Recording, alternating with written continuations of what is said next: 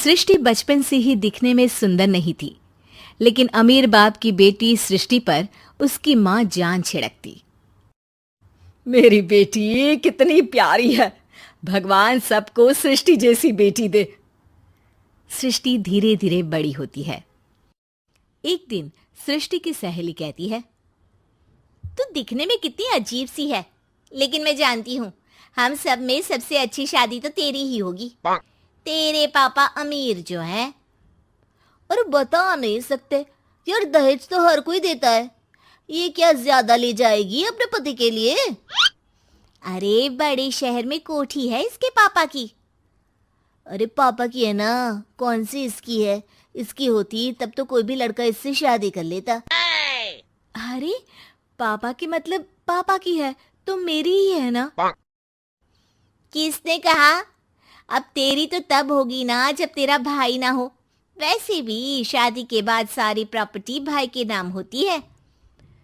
सृष्टि समझ जाती है कि उसे किसी भी हालत में माँ बाप की सारी प्रॉपर्टी को अपने नाम करना है, लेकिन कैसे? एक दिन सृष्टि का भाई शीनू कहता है, बहन क्या कर रही है? तुझसे एक बात करनी है। अरे हाँ हाँ करना, मैं तो तेरी बहन हूँ। बहन मेरी लाइफ में ना एक लड़की है, बहुत अच्छी है। मैं सोच रहा हूँ माँ और पापा से बात करूँ शादी के लिए। सृष्टि को समझ में आ जाता है कि भाई की शादी होते ही भाभी उसे एक दिन भी घर में बर्दाश्त नहीं करेगी। क्या बात है भाई, बताना कौन है वो? यार वो बहुत अच्छी लड़की है, पढ़ी लिखी है, मेरे साथ जॉब भी करती है। बस एक प्रॉब्लम है। हाँ प्रॉब्लम? क्या प्रॉब्लम है भाई? यार वो शादीशुदा है, लेकिन उसके पति ने उसे सिर्फ इसलिए छोड़ दिया क्योंकि उसके माँ बाप दहेज नहीं दे पाए। सृष्टि ये सुनकर न जाने क्यों खुश हो जाती है। अरे भाई तो क्या हुआ, लड़की तुझे तो पसंद है ना? शीनू को लगता है कि बहन उसे समझ रही है। वो इस बात से अनजान होता है कि उसकी बहन की मंशा पूरा घर हड़पने की है। सृष्टि अपनी माँ से कहती है, मम्मी मुझे तो बहुत चिंता है। पता है शीनू क्या कर रहा है? अरे क्या कर रहा है? वो तो काम पर जाता है और वापस घर आता है। नहीं ना माँ, वो यही तो नहीं कर रहा, बाकी सब कर रहा है। आपको पता है उससे प्यार है, और वो भी एक शादीशुदा लड़की से। ये क्या हो गया? मैं सोसाइटी में क्या मुंह दिखाऊंगी? अरे तेरे पापा तो यही कहेंगे कि मैंने ही उसे बिगाड़ दिया है। माँ देखो, मेरी बात मानो, पापा पर भी विश्वास करने की जरूरत नहीं है। अब आप ही बताओ, पापा इतनी देर घर के बाहर रहते हैं क्यों? बोलो। अरे बेटा वो तो नौकरी करते हैं ना। तू बहुत भोली है माँ। पापा का ऑफिस तो 7 बजे खत्म हो जाता है, लेकिन देखो कितनी देर से आते हैं। अरे नहीं नहीं बेटा, ऐसी कोई बात नहीं है। सृष्टि माँ को एक औरत से बात करते पिता की फोटो दिखाती है। देखो माँ कैसे हैं पापा। मैं ना कहती थी कि पापा सही नहीं है। मैं तेरे पापा से बात करूंगी, दे फोटो मुझे। ओ माँ, वो तो डिलीट हो गई। लेकिन चल, तूने तो देख लिया ना। पापा से बाद में बात कर लेना, और हाँ मेरा नाम बिल्कुल मत लेना। हाँ माँ। अब क्या था, सृष्टि के माँ और पिता के बीच झगड़ा होना शुरू हो जाता है। सृष्टि के मन में क्या चल रहा था कोई नहीं जानता था। एक दिन, माँ सृष्टि के लिए एक लड़का देखा है, वो लोग शाम को उसे देखने आने वाले हैं। और हाँ माँ, एक खुशखबरी, मैं और पापा मिलकर एक नया बिजनेस ट्राई कर रहे हैं। शाम को लड़का आता है, सांवले रंग का। सृष्टि को तो बिल्कुल भी पसंद नहीं आता। लड़की की माँ कहती है, लड़की का चेहरा तो कोई खास नहीं, लेकिन अगर मेरे बेटे को आप लोग सेटल कर दें तो मैं उसकी शादी आपकी बेटी से करवा दूं। सृष्टि को लड़का बिल्कुल पसंद नहीं था। उसे भाई पर गुस्सा आ जाता है।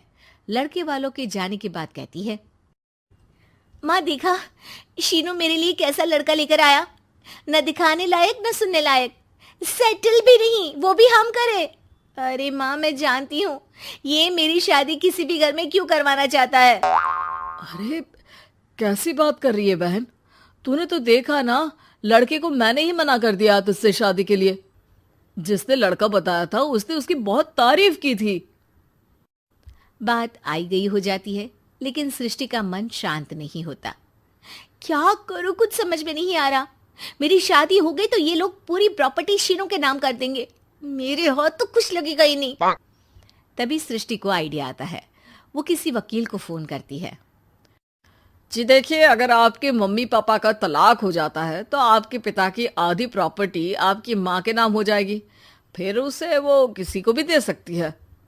सृष्टि अब माँ को बेटे के खिलाफ भरती है। माँ, शीनू पर नजर रखा करो, वो जिस लड़की के प्यार में है ना वो शादीशुदा है। यहाँ आएगी, सारा पैसा, रुपया, जमीन, जायदाद सब हड़प लेगी। पापा का भी हाल तुमसे छुपा नहीं है। ऐसा ना हो कि मैं और आप एक दिन सड़क पर भीख मांगे। हे भगवान, मैं तो जीते जी मर जाऊंगी अगर ऐसा हो गया तो। ऐसा हो गया नहीं माँ, ऐसा ही होगा। अभी समय है, आगे का सोच लो। मैं तो कहती हूँ पापा से आधी प्रॉपर्टी लेकर अलग हो जाओ। पापा की आधी प्रॉपर्टी भी हम लोगों को अगर मिल जाती है ना तो अगले 7 जन्म सफल समझो। बेचारी माँ बेटी के कहने पर पति से तलाक लेकर अलग हो जाती है। सृष्टि अब पैसों से गाड़ी और अपने दूसरे महंगे शौक पूरे करने लगी। उसके दोस्त भी उसके पैसे इस्तेमाल करते। सृष्टि, कल तुम कहाँ थी? मैं सारा दिन घर पर अकेली थी। तो मैं क्या करूं? मैंने ठेका तो नहीं लिया है ना तुम्हें संभालने का। माँ को सृष्टि से ये उम्मीद नहीं थी। वो बैठकर रोने लगती है। वहीं उसका पति यानी कि सृष्टि के पिता आ जाते हैं। मैं जानता था कि तुम्हारा यही हाल होगा, तो आपने मुझे रोका क्यों नहीं? मैं रोकता तो तुम रुकती क्या? सृष्टि के कहने पर तुमने मुझ पर अपने बेटे पर शक किया, लेकिन तुम ये भूल गई कि कैसे हम दोनों ने मिलकर जीवन में इतना सब खड़ा किया। माँ पति के गले लग जाती है। मुझे माफ कर दीजिए, मैंने आपकी कमाई का एक बड़ा हिस्सा गवा दिया।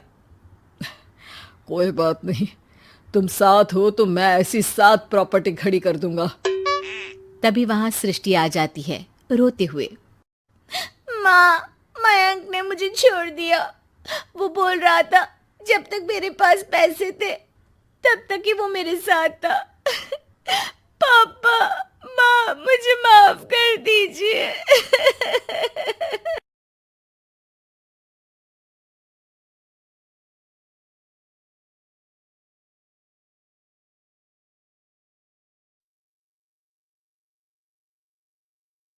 कपड़े धोने वाली बहू। शादी के पहले से ही विभा को कपड़े धोने का बड़ा शौक था। कभी नल के नीचे तो कभी तालाब के पास। अरे मेरी नीली वाली लुंगी नहीं दिख रही है। विभा की अम्मा, कहाँ रखी है लुंगी? अरे वो तो विभा ने परसों ही धोकर रखी थी आपकी अलमारी में, देखो वहीं होगी। वो ना मैंने आज धो दी, मुझे लगा कि गंदी हो गई होगी। अरे कैसे गंदी हो गई थी? उसे तो मैंने पहना भी नहीं। हे भगवान, इस लड़की के कपड़े धोने की आदत से परेशान हो गया हूँ मैं। जितना तो घर में राशन नहीं आता उससे कहीं ज्यादा डिटर्जेंट पाउडर का खर्चा है। इसकी शादी करवा दो, शादी जाए अपने घर में ही करे काम, फिर चाहे घर के कपड़े धोने हो या पूरे गांव के। हाँ ठीक बोल रही हो, देखता हूँ मैं कोई लड़का। वो दिन भी आ जाता है जब विभा को देखने लड़के वाले आ जाते हैं। लड़की मुझे अच्छी लगी। होने वाली सास कहती है, बेटी अगर कुछ पूछना है तो पूछ लो। वैसे तो हमारी लड़की बहुत ही शर्मीली है, जो बोल दो वो मान लेती है, इसे क्या पूछना होगा। अरे कैसी बात कर रही हो माँ, मुझे इन लोगों के घर रहना है, सवाल तो कई है। हाँ हाँ बेटा, पूछ लो ना, क्या पूछना है। आप लोगों के घर कपड़े कौन धोता है? सास का मुंह बन जाता है। देखो, अगर तुम ये कहना चाहती हो कि तुम्हें कपड़े धोने नहीं आते तो सुन लो, कपड़े मैं ही धोती हूँ, लेकिन तुम्हारे आ जाने के बाद मैं रुमाल तक नहीं धोऊंगी। अरे चुप रहना भाग्यवान, बहू बेचारी घर आई नहीं, उसे डराना शुरू कर दिया। वो क्या है ना बिटिया, अभी तक तो ये कल्लू की माँ ही धोती थी, लेकिन अब तुम्हारे पापा तो दहेज में वॉशिंग मशीन देंगे ही। तभी विभा की माँ बोल पड़ती है, सवाल भी पूछा तो क्या। वैसे भाई साहब, मशीन की तो फिर भी कपड़े धोने की कैपेसिटी होती है, मतलब जो बिटिया दे रहे हैं ना विभा, इसे कपड़े धोने का बहुत शौक है। ये आप लोगों के क्या, आस पड़ोस गांव मोहल्ले सबके कपड़े धो दे और उफ तक ना करे। बाहर देखा नहीं आपने कितने कपड़े सूख रहे हैं? सब हमारी बिटिया ने ही तो धोए हैं। बस भी करो ना माँ, शर्म आ रही इतनी तारीफ सुनकर। और तो और एक दाग निकाल कर दिखाओ तो मान जाऊं। हाँ अच्छा, माफ करना बेटा, मैंने गलत समझा। हमें तो रिश्ता बहुत पसंद है। और ऐसे जुड़ जाता है रिश्ता कपड़े धोने का शौक रखने वाली विभा का। उसकी शादी हो जाती है कोयला फैक्ट्री में काम करने वाले कल्लू के साथ। शादी के बाद अचानक विभा चिल्लाती हुई सास के पास आती है। सासू माँ, अरे सासू माँ कहाँ है आप? ये तो धोखा है, धोखा दिया आप लोगों ने मुझे। इसे ससुर के चक्कर के बारे में पता चल गया। अरे तो उसमें तुझे क्यों धोखा मिला है? अरे नल में पानी नहीं आता, कपड़े कैसे कब धुलेंगे? अच्छा, तू पानी नहीं आ रहा उसकी बात कर रही है? तो आपने क्या सोचा? कुछ नहीं। अच्छा, तेरी माँ ने कहा था कि कपड़े धोने का शौक है तुझे, याद आया मुझे।